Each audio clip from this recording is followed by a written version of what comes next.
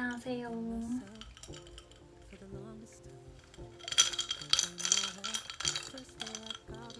오늘 찍어볼 영상은 2024년을 정리하는 What's in my 2024 연말정산 영상입니다. 제가 2024년을 좀 마무리하는 영상을 꼭 찍고 싶었어요. 사실 수요 없는 공급일 수도 있겠지만 24년이랑 25년이 경계가 딱 그어지는 게 아니라 계속 이어지고 있는 느낌이 들어서 새해를 실감한다는 느낌이 적었어요, 저한테는. 그래도 더 늦기 전에 얼른 정리를 해보고 싶다는 생각이 들어서 이제 그 인터넷에 뭐 한 해를 마무리하는 질문 이런 거 검색을 하면 많이 나오더라고요. 그 중에서 몇 개를 뽑아서 오늘 말을 해보고자 합니다. 일단 첫 번째로 행복했던 기억이 있다면, 이거는 딱 이 질문을 보자마자 생각난 게 사실 좀 한심해 보일 수도 있겠지만 선재였고 티어예요. 제가 5살 때부터 드라마를 봐왔고 그때는 10시 드라마가 프라임타임이었거든요. 그래서 저는 5살 때부터 월화 드라마, 수목 드라마 이렇게 항상 보는 드라마가 정해져 있었고 일주일을 그거 기다리는 낙으로 살았어요. 그래서 뭐 공부도 다 끝내고 숙제도 끝내고 학원 갔다 오면은 또 10시 10분이야. 그래서 10분을 놓쳐요. 그거 너무 아까웠어. 그래서 막 DMB 키면서 오고 10시 드라마를 기다리면서 살았던 기억이 있어요. 근데 한 고3 때부터 대학교 초반에는 또 드라마에 한창 흥미가 떨어졌어요. 뭔가 밤 늦게까지 막 술도 마시고 놀고 또 막 새로운 환경에 적응도 해야 되고 하다 보니까 대학교 초반에는 또 드라마가 재미가 없기도 했고 그때가 또 드라마가 안 웃기기도 했어요. 그래서 사실 제가 어느 날 궁금해서 제가 봤던 드라마를 정리를 했는데 진짜 몇백 개가 되더라고요. 한 해만도 보는 드라마가 많았으니까. 근데 하여튼 이렇게 드라마 백그라운드를 가지고 있는 저였는데 진짜 오랜만에 선제였고 티어라는 황금 같은 혜성 같은 드라마가 저한테 등장을 한 거예요. 근데 24년 초반은 제가 석사 논문도 써야 됐고 또 졸업 요건으로 학술지에 논문을 투고해서 그게 졸업 이전에 통과가 돼야 되는 상황이 있었어요. 그러다 보니까 저로서는 나름대로 압박이 있었던 상황이었는데 이 드라마가 등장을 한 거죠. 10대, 20대, 30대 선재를 변우석이 말아주는데 그게 다 다른 매력이고 너무너무 귀여운 거예요. 그리고 김혜윤이랑도 케미가 너무 좋은 거예요. 연기를 잘하니까. 그래서 너무 행복했어요. 결론은 너무 행복했고 찰스엔터님이 해주는 그 리액션도 너무 하나하나 공감이 되는 거예요. 그래서 아니 내가 진짜 이렇게 24년에 행복하려고 이 드라마를 봤구나 라는 생각이 들었습니다. 그래서 인생에 처음으로 위버스도 가입을 해보고 하여튼 대본집도 처음 사봤다. 그래서 그렇게 뭔가 드라마에 과몰입을 한 게 너무너무 오랜만이었어. 그래서 결론은 선재 덕분에 행복했다.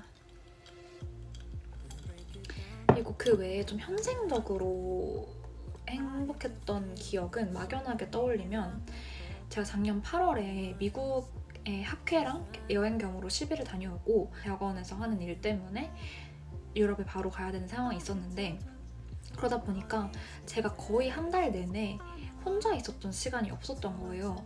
암스테르담에서 제가 정말 혼자 보낼 수 있는 한 반나절 정도의 시간이 있었어요. 반나절까지도 아니고 한 3, 4시간 정도 제가 혼자 보낼 수 있는 시간이 있었는데 그때 그냥 아무 생각 없이 공원을 찍고 그냥 막 걸어갔어요. 정처 없이 걸어가서 그 공원에 도착을 했는데 정말 작은 동네 공원이었거든요.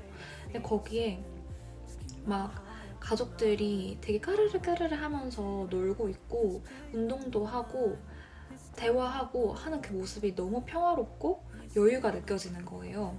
그러니까 저는 그걸 딱 돌아보는데 아 내가 이걸 보려고 이 공원에 왔나? 라는 생각이 들 정도로 좀 행복했던 기억이었어요. 그래서 그날은 날도 너무 좋고 해서 그 배를 타면서 운하를 관광하는 사람들 그리고 그냥 잔디에서 막 책 보는 사람들 이런 모습을 쭉 보는데 그 모습이 저한테는 너무 여유롭고 편안하게 느껴졌어요. 그리고 힘들었던 기억이 있다면 체력적으로 힘들었던 게 기억에 남아요. 아까 말씀드렸던 것처럼 미국 갔다가 바로 유럽에 다음날 가야 되는 상황이었는데 미국에서도 버스 타고 지하철 타고 공항에서 조금 노숙하다가 비행기 타고 인천공항 도착해서 거기서 또 우리 집까지 공항 버스 타고 하니까 그게 거의 하루가 꼬박 걸렸거든요. 거의 24시간이 걸렸어요. 이제 미국 갔다 와서 집에 도착했을 때는 진짜 너무 피곤한 상태였어요. 그냥 내내 침대에 있었어요. 근데 다음날 또 새벽에 인천공항을 가야 돼. 그 짐도 싸야 돼. 서류도 확인을 해야 돼. 이러다 보니까 이걸 또 짐을 언제 싸나 한 밤 9시까지 짐을 안 챙기고 쭉 쉬다가 그때부터 짐을 챙겨서 런던행 비행기를 타러 갔던 기억이 있습니다. 새로 배우거나 도전했던 것이 있다면 제가 작년 1월에 춤을 췄습니다. 제가 장기자랑에 절대 자발적으로 지원하는 스타일이 아니고 사실 춤을 못 춰요. 어디 가서 출 정도의 그런 실력을 전혀 갖고 있지 않고 그걸 즐기는 스타일도 아닌데 여러 상황에 의해서 춤을 배워서 뉴진스의 하이포이를 쳐야 되는 상황이 있었어요. 벼락치기를 해가지고 연습실 빌려서 1절을 배워가지고 연습을 해서 무대를 결국에 했거든요. 막상 이제 맞춰가는 과정이 너무 재밌는 거예요. 심지어는 올해 안에 뭔가 남돌춤도 배우고 싶다라는 생각이 들 정도였어요. 물론 배우진 않았는데 하여튼 그 정도로 뭔가 제 입장에서는 되게 도전이었던 경험이었어요. 기억나는 선물이나 편지가 있다면 생일 선물을 지금 딱 생각을 해보면 따기가 이제 제 대학교 친구거든요. 대학교 친구인 따기가 사준 가방을 여름 내내 진짜 휘뚤무뚤 잘 들어서 캐주얼 하거든요. 그래서 어디에 매치하기도 되게 편했고 그게 천이라서 여행 가방 캐리어에 넣기도 되게 편해요. 부피가 없으니까 그냥 옷처럼 딱 플랫하게 들어가니까 넣기도 편한데 그게 짐이 은근 많이 들어가더라고요. 그래서 여름에 미국 갈 때 유럽 갈 때 둘 다 챙겨왔었어요. 그게 진짜 휘뚤마뚤 너무 편했어요. 기억에 남는 편지는 최근에 받은 거였거든요. 제 친구 보갱한테 받은 편지였는데 그 내용이 많이 기억에 남아요. 네. 올해 초 구상한 목표 중 이뤄낸 것이 있다면 일단 졸업을 했습니다. 저는 이제 척척 석사가 되었습니다.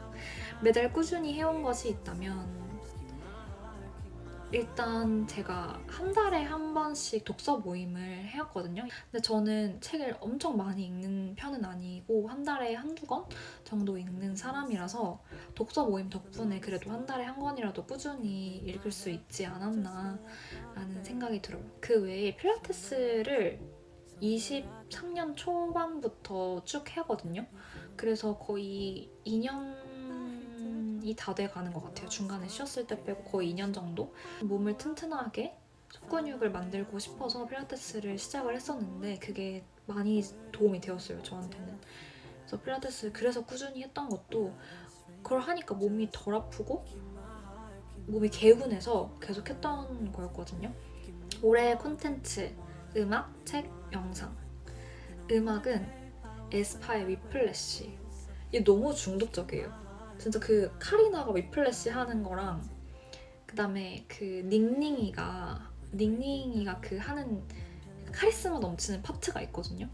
거기가 너무 기억에 남아서 계속 위플래시를 계속 입에 달고 다녔어요. 그리고 아까 말했듯이 선잡고 티어에 나왔던 OST들, 변호석이 이클립스가 불렀던 OST들 정말 많이 들었고요. 데이먼스 이어라는 그 가수의 음악도 많이 들었습니다. 그리고 책은 양기자의 모순, 드디어 작년에 읽었는데 너무 재밌더라고요. 이분의 책은 불편함을 느끼게 하면서도 그게 너무 재밌어서 책을 놓지 못하게 하는 매력이 있는 것 같아요. 그리고 베른하르트 슐링크의 책 읽어주는 남자, 이 책도 되게 재밌게 읽었어요. 시대상도 많이 반영되어 있는 책이어서 추천드립니다. 이 두 책 다 추천드립니다. 그리고 영상에서 올해의 콘텐츠를 뽑아보자면 먼저 영화는 괴물, 그리고 상반기 드라마는 선제옥꽃 티어, 그리고 상반기 예능은 더 커뮤니티랑 최강야구. 너무 재밌게 봤어요. 그리고 하반기 드라마로는 그 일본 드라마죠. 언내추럴 되게 재밌게 봤었고, 법의학자에 관련된 내용인데 언내추럴 되게 재밌게 봤고, 얘네는 스테이지 파이터 재밌게 봤습니다. 올해의 문장은 스텝 바이 스텝, 그냥 정말 한 걸음 한 걸음, 그리고 보보시 도장, 이렇게 두 가지가 제 올해의 문장이라고 할 수 있습니다. 올해의 음식, 제가 북카케를 엄청 좋아해요. 냉우동, 이 쫀득쫀득한 면발을 너무 좋아해서 북카케 맛집을 여름에 돌아다니는 걸 되게 좋아하는데, 용산에서도 먹었었고, 합정인가? 합정 그 마포 쪽에서도 먹었었고, 근데 작년에 성수에서 북카케 맛집을 또 발견을 했어요. 그거 너무 맛있더라고요. 튀김이랑 같이 먹는 게 너무 맛있어서 성수 북카케 음식점이 기억에 남고, 그리고 필라델피아에서 학회 발표 전에 판다 익스프레스를 먹었어요. 미국식 중국 음식이거든요. 근데 여기에 그 면이 있어요. 그 면, 차오미엔인가? 면 이름이 뭐였지? 하여튼 그 면이 되게 맛있어요. 중독적인데 학회 발표 전에 밥은 먹어야겠고, 근데 좀 긴장되니까 음식점 가서 여유롭게 먹기에는 시간도 많이 걸리고 하니까 테이크아웃을 해오고 싶은데, 뭔가 나한테 힘을 나게 할 음식은 난 아시안 음식일 것 같은 거예요. 근데 제가 진짜 옛날에 한 10년 전에 미국에 갔을 때 판다 익스프레스를 갔던 기억이 되게 남아있었거든요. 그래서 이번에 미국 가서도 판다 익스프레스를 먹어봐야겠다라는 생각이 들었는데, 딱 학회 발표 전에 판다 익스프레스를 포장을 해와서 막 먹으면서 그 스크립트 보면서 PPT 보면서 준비를 했었던 기억이 있습니다. 그리고 전주 콩나물 국밥을 이번에 먹었는데, 제가 항상 웽이네만 가다가 이번에 현대역으로 갔거든요. 왜 이렇게 맛있는 거야? 콩나물 국밥 너무 맛있는 거예요. 근데 몰랐는데 현대역이 서울에도 많더라고요. 그래서 서울에서 언젠가 가려고 합니다. 그리고 올해의 관람, 제가 작년 상반기에 야구에 빠져있다 보니까 야구 관람을 2번이나 갔어요. MLB 서울 시리즈를 했었잖아요.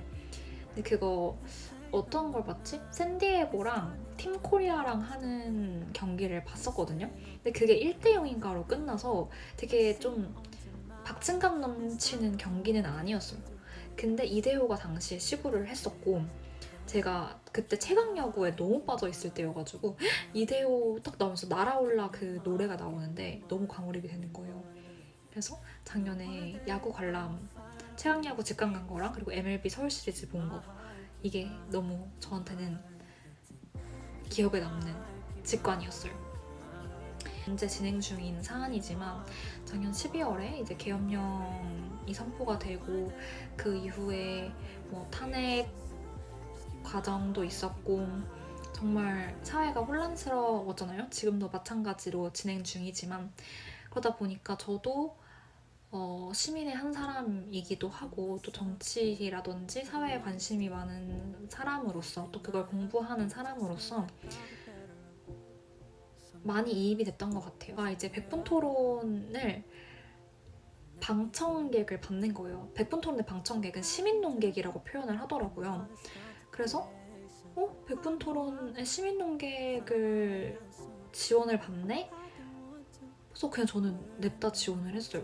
어떤 이야기를 주고받고 의견을 주고받고 그에 대해서 어떻게 생각하시느냐 하면서 여러 의견을 수렴하는 그 과정이 저는 되게 민주적이라고 생각을 하거든요. 거기 이제 시민 논객으로서 갔기 때문에 정말 경청하면서 듣고 있었는데, 제가 은근 그 화면에 많이 나왔더라고요. 그래서 친구들도 막 봤다고 하면서 연락 오고, 이거 너냐고 이렇게 연락이 오더라고요. 근데 이제 나중에 끝나고 나서 대기실에 다시 이제 제 옷이랑 가방 같은 걸 찾으려고 가는데, 작가님이 오셔서 장기간 하는 그 시민논객을 지원을 받고 있대요. 지원할 생각 있으시냐고. 너무 집중도 잘하시고 리액션도 좋으시고 해서 지원하셨으면 좋겠다 막 이렇게 말씀을 하시더라고요. 근데 저도 너무 재밌을 것 같다고 생각은 했지만, 거의 매주 막 와야 되거나 해야 되다 보니까 제가 앞으로 제 일정이 어떻게 될지 모르는 상황에서 지원을 하는 거는 조금 어려울 것 같아서 결국에는 지원을 하지는 않았지만, 작년에 백분 토론에 가서 뭔가 시민의 한 사람으로서 거기에 자리할 수 있었다는 게 올해의 관람으로 뽑힐만 하지 않나 생각이 듭니다. 후회되는 일은 불규칙적인 수면이에요. 제가 딱 정해진 일정이 아니라 제가 끌고 나가는 일정이다 보니까 보통 늦게 자고 늦게 일어나는 편이거든요. 그러다 보니까 수면이 너무 불규칙적이었어요. 두 번째는 바쁘면 바로 운동을 놓아버리는 게 좀 후회가 돼요. 제가 필라테스를 꾸준히 하긴 했지만 만약에 뭐 어떤 날에 중요한 발표나 뭐 중요한 데드라인이 있다라고 하면은 일주일을 아예 안 가버리는 거예요. 내가 바쁘다고 해서 그 1시간 운동 갈 시간이 없는 게 아닌데 마음의 여유가 없으니까 그 루틴을 놓아버리는 게 조금 후회가 돼요. 2024년 잘상템 이겁니다. 이 후리스 같은 옷. 이 후리스는 정확히 아니고 후리스보다 좀 더 얇은 재질이거든요. 근데 이걸 저는 작업복이라고 불러요. 집에서 있을 때 뭔가 잠옷이나 얇은 반팔만 입기에는 약간 쌀쌀하고 뭔가 맨살이 드러나는 게 싫은데 그렇다고 두꺼운 옷은 답답해서 입기 싫을 때 이거를 그냥 걸치면은 너무 편해요. 얇은데 어느 정도 보온도 있어서 잘 입고 있고 마지막으로 2024년 한 줄평은 잔잔한 결심과 잔잔한 실천이 일궈낸 1년이라고 평하고 싶어요. 매일매일마다 매달마다 해야 되는 것들과 하고 싶은 것들이 있었거든요. 근데 사실 그 과정이 쉽지는 않고 매일매일 조금씩 꾸준히 뭔가 진득하게 실천을 해야 되는 것들이 많이 있었던 것 같은데 꾸준히 나아갈 수 있었던 힘이 있었던 게 가장 감사하고 그렇게 해서 나름대로 2024년을 잘 읽어내서 걷어들인 것 같아요. 2025년을 계획을 좀 세워야겠다라는 생각이 드는 거예요. 제가 진짜 조금 민망하게도 작년 초에 2024년 계획을 세워야겠다라고 노션에 적어놓기만 하고 아무것도 안 적은 거예요. 나중에 그걸 확인하고 너무 황당한 거예요. 내가 목표를 아무것도 안 세우고 1년을 살긴 살았구나 라는 생각이 들더라고요. 저처럼 새해 계획을 세우려고 플래너를 찾고 계시는 분들께 도트 플래너를 소개합니다. 100일 플래너인데요. 연도와 월이 적혀있지 않아서 플래너를 띄엄띄엄 사용하시는 분들에게 유용해요. 월별 플래너와 일별 계획으로 나눠져 있고 메모도 적을 수 있어요. 다음으로 52주 플래너는 색깔도 다양한데요. 저는 파란색과 분홍색을 받았어요. 먼저 월별 큰 계획을 적을 수 있고 일주일 계획도 나눠서 적을 수 있어요. 한이 작긴 하지만 시간대별로 계획을 적어야 하는 분들께 유용해요. 마찬가지로 메모장도 있어서 필기를 한다거나 간단한 메모도 적을 수 있어요. 도트 플래너와 함께 노트도 있으니 저도 2025년 계획을 차근차근 세워보려고 합니다. 그러면 저는 이렇게 2024년을 마무리를 했으니까 25년은 또 새로운 마음으로 또 열심히 살아보도록 하겠습니다. 여기까지 영상 봐주셔서 감사해요. 안녕.